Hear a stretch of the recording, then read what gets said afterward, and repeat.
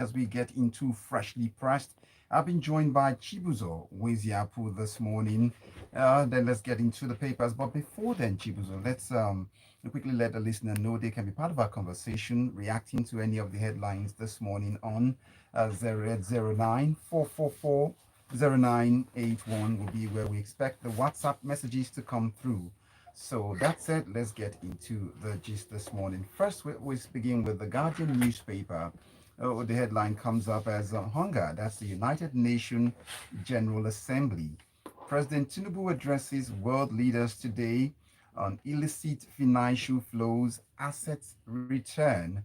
That's what the Guardian is reporting this morning. That's saying the Igu 001 of Nigeria will be speaking to the world, making his grand entry into the Committee of Presidents and Leaders at the UN. That's the 78th United Nations General Assembly. So take it away from here. What are we likely to expect from the Nigerian leader as he addresses the world today? So the president has President Tinubu is currently in New York with his entourage to attend the United Nations General Assembly meeting in New York. It's hosted by the president of Trinidad and Tobago, um, who's well, he's under the president. Unga is currently under the presidency of Trinidad and Tobago, and that's Dennis Francis, what is typically held at the UN headquarters. So this is obviously in recent times we have seen the president and the vice president and members of the cabinet do a lot of trips, have several trips in the last 2 weeks to 3 weeks now, which is not atypical, which is quite typical when you have a relatively new government and the opportunities like this arise where they can actually go out, sell themselves to the international audience, try and push, try and strengthen their faith on ground and show that Nigeria is under new leadership, especially after after the recent cases and all that. So it's a good opportunity for the president to sell himself and his government. It's also a good opportunity for the government to sell the country and get the country the much needed relief it requires at this time. So the theme of this year's Hunger is rebuilding trust and reigniting global solidarity, accelerating action on the 2030 agenda and its SDG towards peace, prosperity, progress, and sustainability for all. That's a mouthful. Mm. So the headline speaks actually about Nigeria, the president addressing world leaders today on, and that's going to happen today on illicit financial flows, assets return. Not much is said about the content of that speech. A lot more was said in the story about what the president wants to do, and even what the part of the story actually covered what the new minister for communications and digital economy wants to also push out. That being said, the headline speaks obviously to the fact that as Nigeria, like a lot of other countries, largely within Africa and even outside Africa, are seeking the cooperation of other countries, especially in the developed world and countries where a lot of the leadership of some of the corrupt leadership of these current countries will typically go and invest their money and drop their money and asking basically for assistance and aid in repatriating those funds back home to help the developmental goals of the government, which in a lot of cases will tie to the SDGs, the Sustainable Development Goals that the United Nations have put forward or have been agreed by members of the United Nations. So yes, Nigeria has been a beneficiary of a lot of the so-called Abacha loot and a lot of the loot that's coming from the various governors or various public officials that were implicated in corrupt activities, and some of the money has come down. Um, while I am one of those that would like to see a lot of that happen because it shows that there are repercussions and you cannot get away with taking away the wealth of the you can't taking away the wealth of the country, your states, or your local government are running abroad. The only sad part for me, typically as a Nigerian, is that we need to always seek for international support in doing this. We do not have enough. Our current systems are not enough deterrent for a lot of these public officials not to do stuff like this, or to be able to, when they try to do it, to be able to hold them accountable.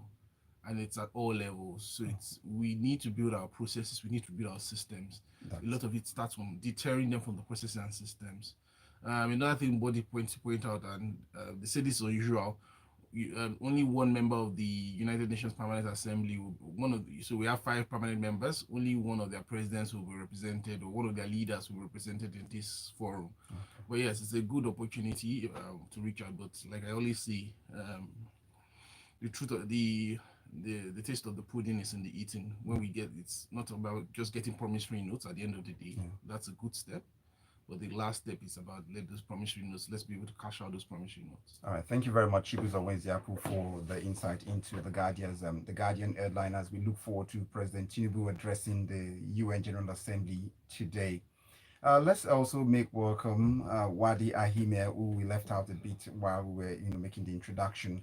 Good morning, Uade. Good, mo- All right. Okay. So we had you. good morning, Omatseye. Good morning, Chibuzor. Good morning, Lagos. All right, Uade. Apologies. No problem. So the paper before you is the Daily Trust newspaper, and the headline is reading fuel subsidy, federal government's meeting with the NLC ends in a deadlock. That's what we see here. It seems labor is hard to pacify right now from what is going on. Why can't the government and labor meet at a point to avert what the NLC president is already saying would be more like the grandmother of all strikes or the grandfather of all strikes to come? Um, I guess both parties are looking at the same issues from different perspectives. Labour is asking for some particular things, the palliatives, which some of the states or a number of states have commenced, and then they're asking for an increment in wages, which I don't think at this point in time the government will be able to meet. They've asked for additional things relating to education, relating to health, generally just asking what Nigerians have been asking over time. Yes. And knowing where this government met the current situation of Nigeria, I guess they're trying to buy some time to be able to at least see how the policies they've recently implemented starts to take proper effect on ground. We know foreign exchange rates have been off the hook. Petrol subsidy is gone. This morning, Brent crude is $96. So really, the questions are, for how long are we going to go on? With all the things, inflation at 25.08. It's just going on and on. So the federal government actually does need some time to see how these policies that they are putting in place are working out. I was listening to something now, and everybody says that the Nigerians are not patient. We're continually being patient and waiting for the effects of all the Chibuzor policy Chibuzor didn't say that, did you? No. Okay, I need to be sure that wasn't No, in the I house. said I was listening to something else. Okay, good. We need to put it out there.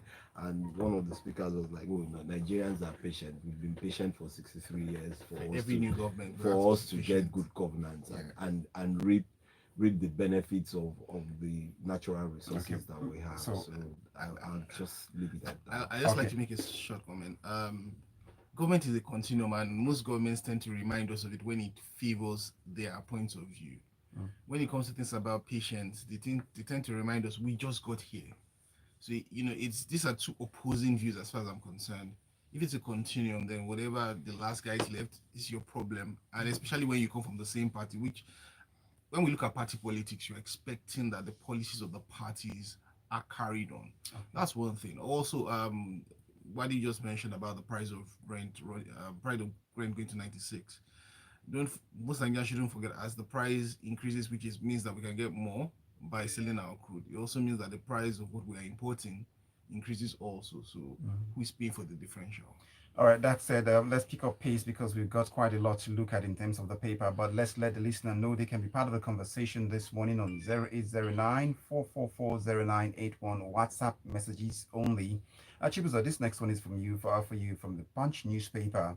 Police Ministry, ECOWAS, EU, Interpol to implement police information system. That's what we're looking at right now. So how would this help justice delivery and helping Nigeria, especially when you consider what the president will be speaking about at the UN General Assembly? Link that up to this story. So, the new Minister for Police, Senator Ibrahim Gaidam, has spoken about was meeting with the delegation of the European Union and ECOWAS and international police, and he was talking about the implementation and the positives of the implementation of WAPIS, that's the West African Police Information System. Typically, with most information systems, it would help with sharing, analyzing, storing data with respect to law enforcement, crucial law enforcement data across board, which obviously would help our security infrastructure, allow the police and security forces to be able to respond faster, have data that they can actually use and take actionable and take actions. Have information. Sorry, take the data. You can take actions on information. So you have actionable data. Now, there's some talk about WAPIs, but the question I asked when I came across this story today, what's the Nigerian Police Information System? Do we today in Nigeria have an automated online real-time system that joins every single police station across this country, allows people to be able to check in the status of people that you brought in to see if they have pending warrants or any information, if somebody's image or whatever, if somebody, for instance, was declared wanted in Bauchi and shows up and is arrested for maybe for getting drunk in Lagos, are you able to correlate those details, immediately and say, hey, this guy, or even, let me see, if not immediately, within 24 hours, and say, this guy is the same person and we've gotten him now? Before we start expanding our arms and trying to get in other things and linking, it's a very laudable project. I wouldn't say, I'm not going to say otherwise. We need to sort out the issues internally. We need to equip our police better. We need to retrain our police better. We need to be able to get those things working internally as Nigeria. And yes, while there's some cost attached to it, if we start the small steps, or if we are making some progress, we'll get there. So I would actually open up anybody who has had any information about it, what's being done. We'd lovely to hear what's being done internally within Nigeria. Okay, that said, we're due for a traffic red light stop in a bit, but let's let the listener know that they can be part of the conversation if they send their WhatsApp messages to 0809 444 When we come back from the break, it will be the nice time to get them in and then go on to some more papers. So far, we've been able to pick up the papers on the Guardian newspaper, which talks about Nigeria's president addressing the UN General Assembly today. And then we also been able to look at the Nigerian police trying to, we've also talked about fuel subsidy. Federal government meeting with NLC ends in deadlock after a meeting called by the Minister of Labor and Employment, Simon Lalong, looking at that one also. And then we touched on the Nigerian police trying to foster synergy between ECOWAS, EU, Interpol to implement police information system. And Chibuzor Nwaezeapu is saying, what have we done internally linking up the national information system among the police formation in the country so that we can now forge forward to link up with the rest of the world? But there's more to come. We're Smooth 98.1 FM. Press on Smooth 98.1 is brought to Nigerian you by police station, if you go ARM. for it to report, ARM. we ask you to pay the Let's face typist tomorrow. who is sitting down outside, who has set up his own parallel business to write a police report for you. Are you looking Very for a interesting reliable country. way to grow your money? Let like me the tell output you image. about ARM. This ARM like is one of the the you have to- largest you want to non-bank do it. financial You have to institutions type with it on over typewriter. 29 years You of get the It's typist. ridiculous. You can't write management, police station. There's somebody who has a for typewriter. You decades. want to do He's sitting you down want to doing register all at about home. They ensuring will tell you to your go and type it financial on goals typewriter, are met and that's with what you ease, require. no matter who you are. Now, whether You it's sit down growing and your you money try through and imagine safe, what is- well-managed And then you investments imagine for that the important goals justice like system school will go fees, forward. personal development, Yeah. vacations, When the entire rent, after the buying election, a when the property, entire case is or organized, preparing for the somebody future, ARM it has is got you almost impossible covered. to win any We of all these know there are cases a lot of in apps court. out The there way the laws are promising to structured grow today, your the money, burden is but on the ARM defendant, has everything you on the need person to who go is from taking this where case you forward are to be able to to where you prove need to be. beyond reasonable Start your doubt wealth the creation impact of journey whatever happened in the today election. That by is almost downloading impossible the to ARM happen. One app, This case will Google go through Play the, Store, this or iOS election Store. part and it'll be thrown out Great options because for everyone. the lawyers who want to We start even this case start will with be as low as clutching at straws, trying to 1,000 see what naira. we Just can 1,000 naira. For more information, that we need to follow the visit process and change things over time for anything to change. arm.ng or call We're in a hurry. 01 271 And I don't blame Nigerians for being in a 5002. hurry. Read. That's 01 271 5002. ARM. Let's face tomorrow together. You're listening to The Smooth Breakfast.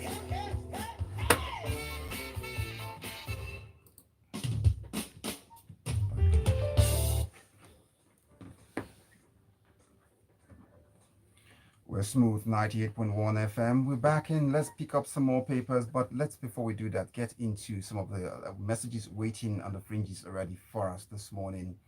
Where do we pick up from? Yemi from Marina says, okay, it says, now wow, I heard you say the fact that the last president and the current one are from the same party. They should be able to carry on with the same policies. Please, take it that okay. It says beg you. They should not. They should not. Oh, this cannot be the case, especially when the last government did spectacularly bad. And that's coming from this message from Yemi from Marina. God bless Nigeria. And the next message will come in here from Rexy from Port Harcourt, sure, or Lagos today. It says, our current economic team is about our best chance to revamp our economy. We need to exercise our legendary patience to let them course correct once and for all, so we have the kind of financial stability Lagos enjoys today in Nigeria. That's what this message says. Next comes Ajayi Olonilua from Magodo GRA Sherry. It says the federal government should meet NLC demands on minimum wage because uh, increase and other measures that will ameliorate the hardship caused by the twin policy of subsidy removal and floating of the naira in the foreign exchange market to avoid paralyzing the strike that will make things even worse for the country. Ajayi Olonilua from Magodo GI Sherry. I see Gilbert still typing, so keep typing. We're expecting the messages to come on to 0809 444 0981 as I head to Uade Ahimie now to help us break this next story down from the Punch newspaper. Federal government develops first national policy on patient safety and healthcare quality to improve safety of all medical procedures. That's what the story is saying here, and that's in relation to one of these International World Safety Day being celebrated. And then here we are with all of these policies. What's the guarantee that after the speeches ended, the ceremony over, and this policy will get to translate it to work? So I think it's a good thing that excuse me. Usually, World Patient Safety Day is celebrated on the 17th of September every year. The good thing here for me is there is a document that is being put in place. What you find today across a number of health delivery systems in Nigeria is the the disregard for patients. Is either when you go to the public health service, you see patients just standing queuing. You don't have enough doctors. um, Except it's an emergency. Even in an emergency, a number of times what you find is that it's the nurses that try and stabilize the emergencies without any doctor being there at any particular point in time. And if it's the private hospitals and it's just those kind of things, the first thing is how much do you need to pay if you don't have a health insurance system. So when you look at it all as a whole, I do think this is a good way to at least restart the journey, to make patients believe that their care and safety is paramount when it comes to healthcare, and every other thing will come immediately after that. When you talk about the Hippocratic oath of doctors, the Very first much. thing is to save lives and then worry about other things later. But when you consider the fact that the economy has taken a toll on the country on the country and the healthcare um, sector, then you better understand what this is. So um, I, I don't know why. I just feel that this minister of health Yeah. would go a a long way in doing a number of things. I This is me. I don't know him, but this is just my own intuition saying that he's shown some level of transparency and honesty in how he wants to go about running the health ministry and trying to get everybody on board. So Okay. it's gone to stakeholders, meaning those in the health sector would start to look at it, and then everybody will come when the point and will agree on what to add, what to take out, and then the policy becomes. And that's Professor Ali Party. And the interesting thing is that there's what you now see that there's an addition to the portfolio of the health ministry, welfare is added to it, I guess. Well, Minister of Health and Welfare.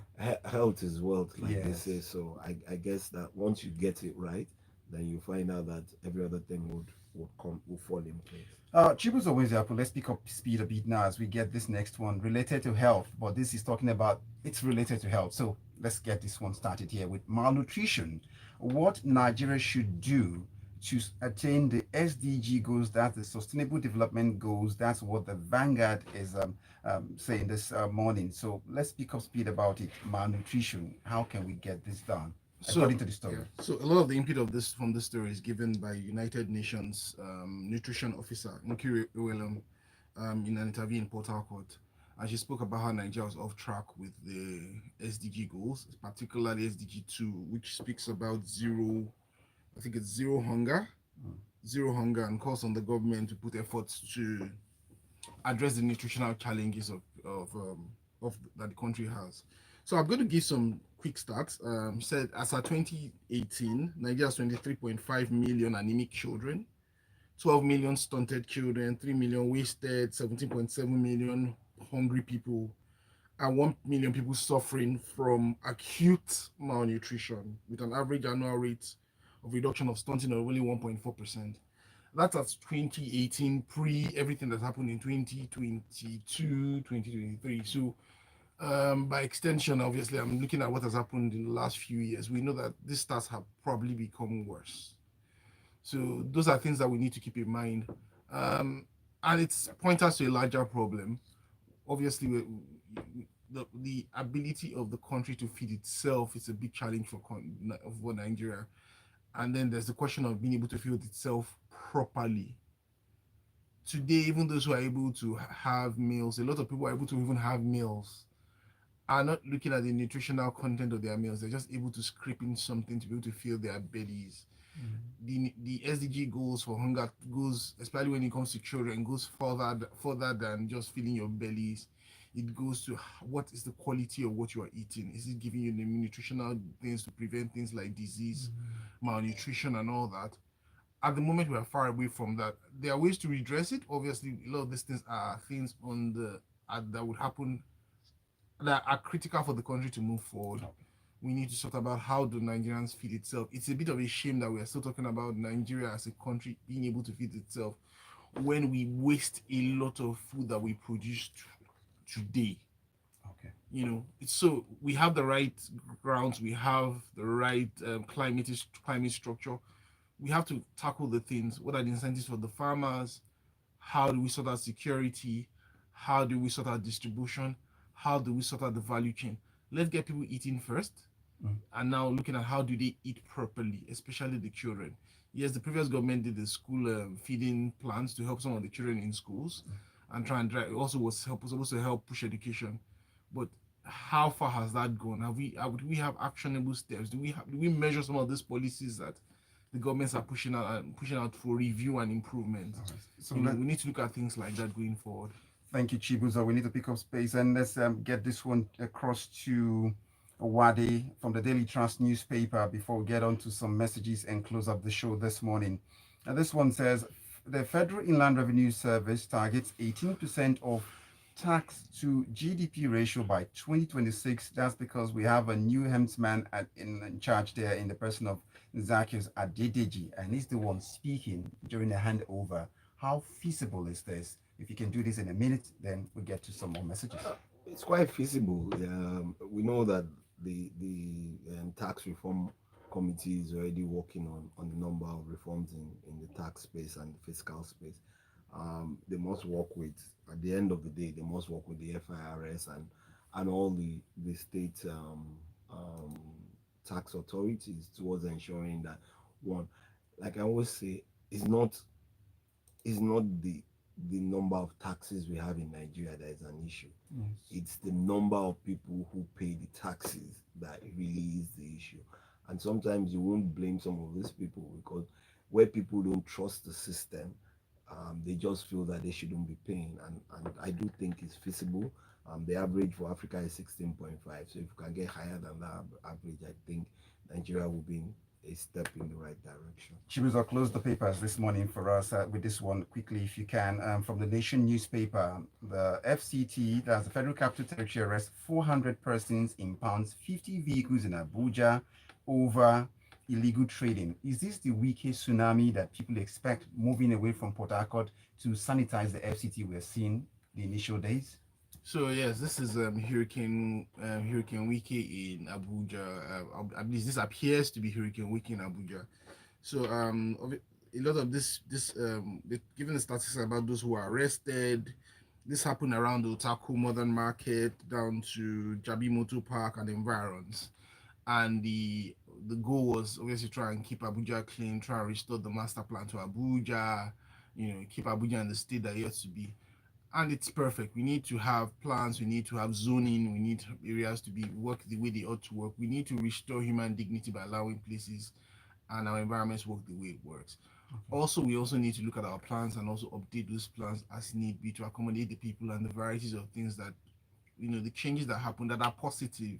So that's why we have urban planning offices to look at those things, So yes, we're hoping Wike does it. We're hoping he does it within the ambient of the law. You just took as a the lawyer, words off me. as a lawyer, Yes. We always need to remind, because Nigerians like to see action men and hard men in action, and at times we forget that when we step out of those skills, dragging us back to the rule of law is always a challenge. So if we want a society that is lawful, everything has to happen by the law, and the government needs to set the example. Thank you. So you just set the tone just right enough for me to get into messages in a couple of minutes we've got here to do this. Fabian from Ekbek sends in this one. I hope the new minister will have a holistic approach, because without taking better care of the healthcare staff and revamping the infrastructure, it will be difficult for patients' safety to improve. And next come in this one here, Ayo says, hashtag love freshly pressed. He says, about giving the President Bat team the chance to perform, I will always be on the side of patients. However, terrible things have turned out for us. It is pertinent to be patient and let things work. Nigerians are known for perseverance, but the irony is we are becoming more impatient by the day. I think the new media narrative is driving us crazy. Has anyone seen the poverty index in other countries around the world, even in the US? We need to give the current team the chance to work. That is 2 kobo dropping for the papers this morning. Thank you, Ayo, for your message. And next I see Tony here. Anthony Francis says, the demand by the NLC seems like out of this world, but I think they have data with them that are not readily available to us, because they are the workers in those sectors. Only with a sincere and corrupt-free system of governance can those demands be met. Tony from Marine Beach. And Izehi sent in this one. Did an analyst say school feeding program? That's what you just seen here right now. Okay, so yes, that's what it said. A plan that was implemented in public school when all the kids at home during pandemic. Now, wow, for them, that's what he said. And then I get this one in from Dami from Ikeja, from Alausa. Will the FIRs go after the rich tax evaders, or they will be pursuing those who can't make phone calls to stop enforcement actions? Final message, Yemi from Marine Beach. It says, as beautiful as Wike's actions are, they are sustainable. Are they sustainable? This is where Nigeria needs to get. God bless Nigeria. It's a wrap on Freshly Pressed this morning. Thank you, Uade Ahimie, for your time. Thank you for having me. Thank you, Chibuzor Nwaezeapu, as always. Thank you so much for having me. And to you sending your messages, and to the listener, we say thank you, because you are smooth. Good morning. My name is Omatseye Atsenuwa. Pressed on Smooth 98.